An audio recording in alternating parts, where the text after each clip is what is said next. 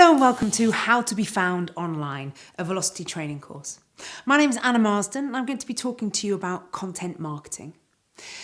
This session is going to look at content marketing techniques, how to make sure you never run out of things to say, and how to optimize your content through social media. So to get started, what is content marketing? Now, we've heard a lot about content marketing in terms of people blogging, but ultimately content marketing is a marketing technique of creating and distributing valuable, relevant and consistent content to attract and acquire a clearly defined audience. Not just that, it has the objective of driving profitable action. So if we take that apart, content marketing is about value, relevancy and consistency. Why should we care? So in the first course, we talked about websites and content for websites. Content marketing is a great way to pull people to your website. So it can increase your website traffic. It can increase your brand exposure. It can help engage with your community of followers. Remember, if the content is valuable, relevant and consistent. So it can improve in direct marketing. It can help give you a positive brand experience. Good content should definitely be entertaining, relevant and useful. Now, an exercise that you can do is think about the types of content that you want to speak on. And remember, it's not about you. Just because you can publish to the internet, to the World Wide Web, doesn't mean you should, and it doesn't mean you should talk about yourself, especially if it's a company website. So your content should be what your followers, what your audience are interested in. Some content examples range from social media, blogs, email marketing, direct marketing, leaflets. But the difference between digital content marketing is that you can now measure, whether it's with Google Analytics or not, you can now measure how long it takes me to spend time on a page. Where do I go after that page you've directed me to?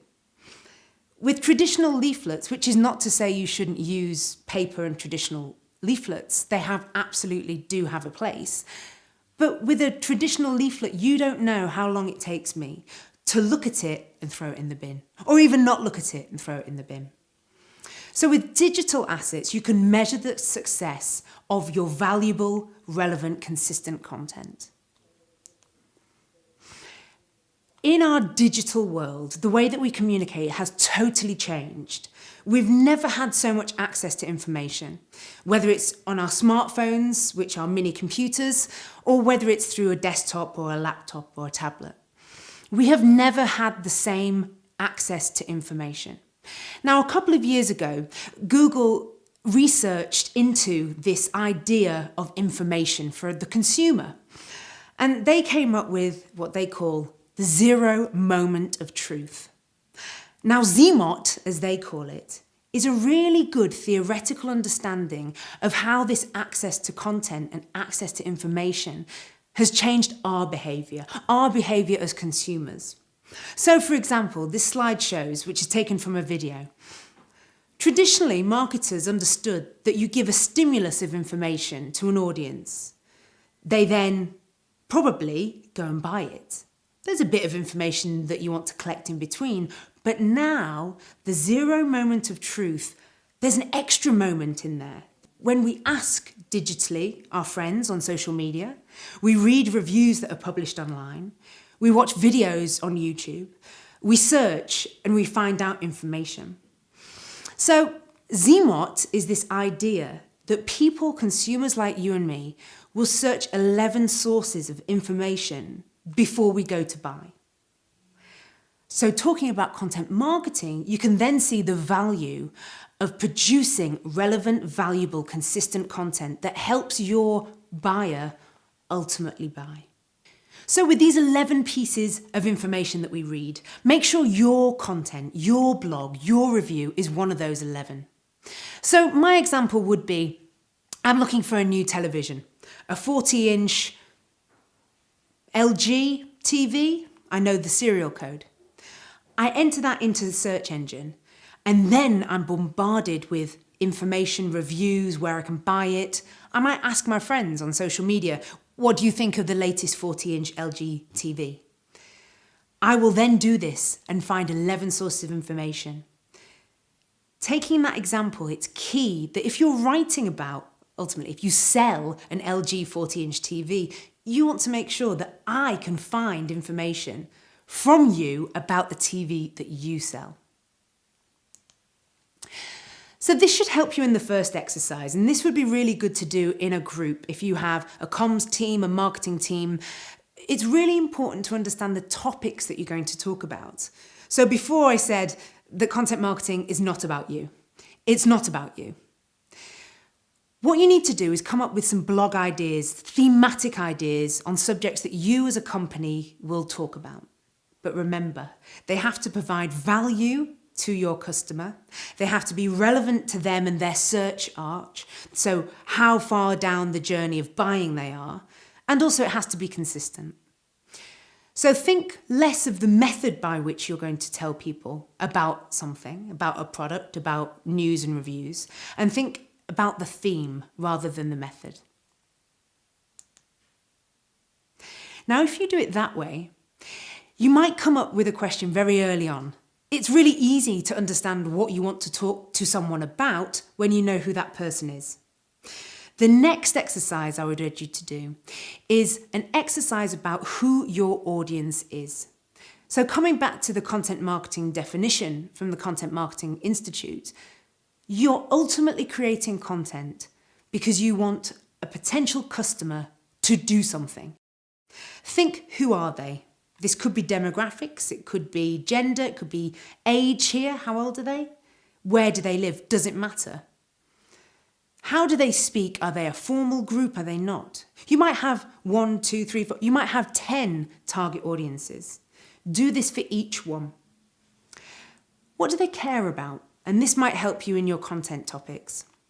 What are their hobbies? What are their causes? Which of your products and which of your services are they interested in? What are you tying them to in terms of your content marketing and your products and services? Then you want to think about where can they be found. If they're found online, are they in a social space? If they're not found online, where are they? Where are you going to target that content? So once you've got an idea of what you're going to say and who you're going to say it to, a good idea is to do a simple strategy. You can do this for your blog, for your social channels, and you can do it for your web pages. And take a look at the table we've got here. It's very clear in terms of aim. You need to have a very clear idea of what you want to get out of this activity. So if you've decided you're going to blog because it's a free activity, think carefully about the time it will take you to do that. Social and blogging are sometimes free, but your time isn't. So really be strict with yourself about what you want to achieve. So what is the desired response from your customer? Do you want them to give you their email? Do you want them to speak to you on the phone? Do you want them to click to a different part of the website? Make sure that there's a call to action in your blog. Make sure you're asking them to do something. Coming back to the content marketing definition, you're producing this valuable, consistent content because you want them to do something. Measuring and resourcing is very important, and be honest about the time you have to do this each week. If you're looking at putting together a strategy for your social media presence, are there any other things that you might want to think about? Are there any other things that you might want to think about for your blog? Are you able to upload directly? Do you have the time? So once you've done these 3 exercises, you should have a good, clear idea of what you're going to write about, how you're going to do it, and how you're going to measure it. But when are you going to do it? What if you've got absolutely no idea? You've got themes of what you're going to talk about, but you've got absolutely no idea of what to write. But you know you've set aside time to write a blog this week, but you're sitting in front of the Word document and the cursor's pinging. To really help you understand that you have loads of stuff to write about and talk about, use a technique that journalists use, which is an on diary. And you can create a simple on diary, as the one shown here, with each month representing some sort of activity in your industry. So for example, you might have something to say if you have a conference that happens every year, an annual conference that has an importance in your industry. If you know that that happens in September, then probably August, probably after September, probably during September, you might want to talk about what that conference means to the industry, give away some free ideas. You might want to make sure you're relevant. And using the on diary technique, you can make sure that you're relevant. Again, valuable and relevant and consistent is so important in content marketing. Because ultimately you're giving your customers value. It's not about you. You don't want to be the person that is running their business, but their blog talks about their dog. That's not relevant. A good example of on diary planning came from one of the courses. We had an architect that had been blogging, and she'd planned out the content based on the relevant news that had happened in accordance with the planning permissions for barn conversions. That's very specific. But she wrote a blog so specific about barn conversions that the audience she was trying to target easily found that information. And the information provided such value and relevancy that this architect had a new lead based on that blog. So you're ultimately trying to pull people in to your webpage. The people you're pulling in are those customers. So relevancy and value is so important.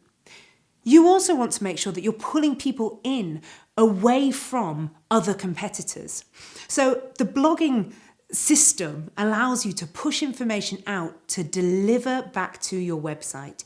You don't want people to be hanging out on Facebook or Twitter because you want them to be on your website where you are in control of all the content and publishing.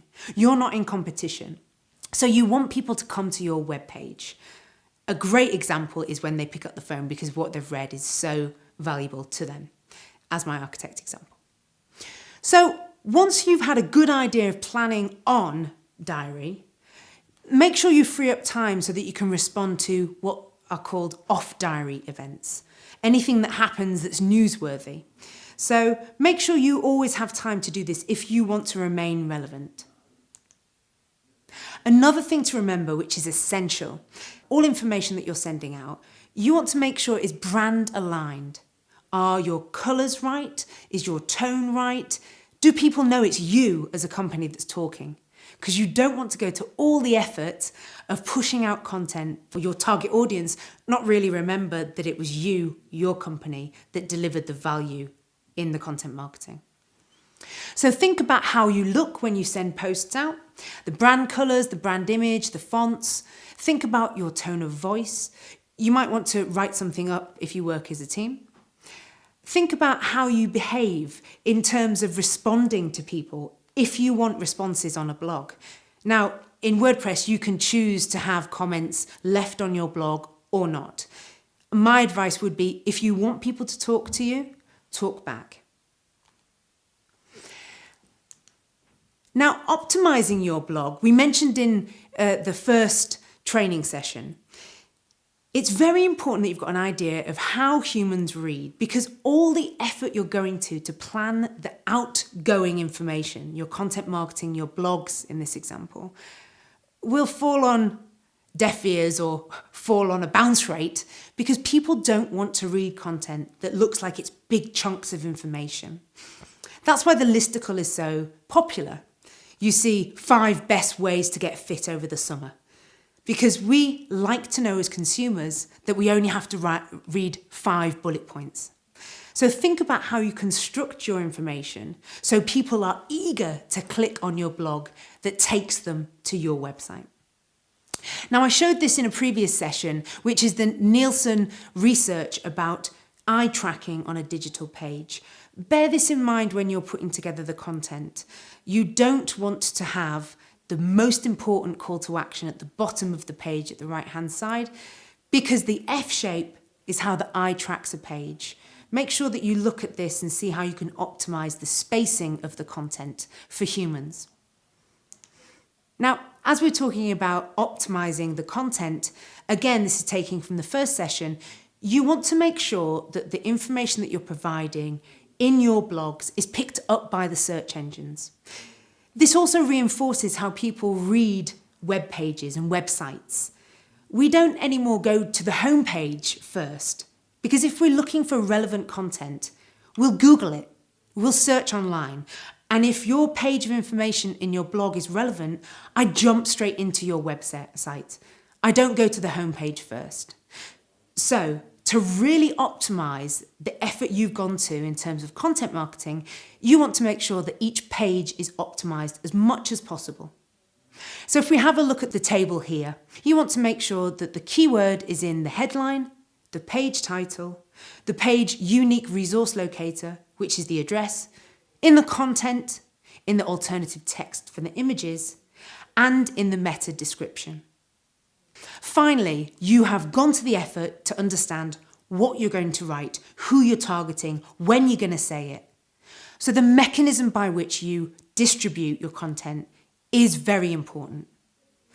One of the key takeaways I hope you get from this is that you don't automatically send out blog posts with "read my blog."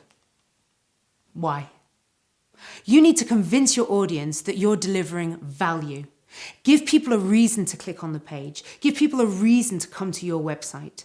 Make it relevant. So looking at this slide here, there's lots of ways you can push out your notifications about your webpage, about your blog, about your news. But make sure you do it in a way which has a very specific call to action, not just read my latest blog. You can do it through Facebook, LinkedIn, Twitter, any other community chat rooms that you may be part of. But the most important thing is that it's valuable and consistent and relevant. And so there's nothing worse than false advertising a blog that you've gone to the effort of producing. Make sure that you do get that client that the architect got, and that you're doing that by delivering value in the content that you've constructed. So how to be found online? My interpretation is pull people into your website. Make sure that they can find you via the content that you deliver.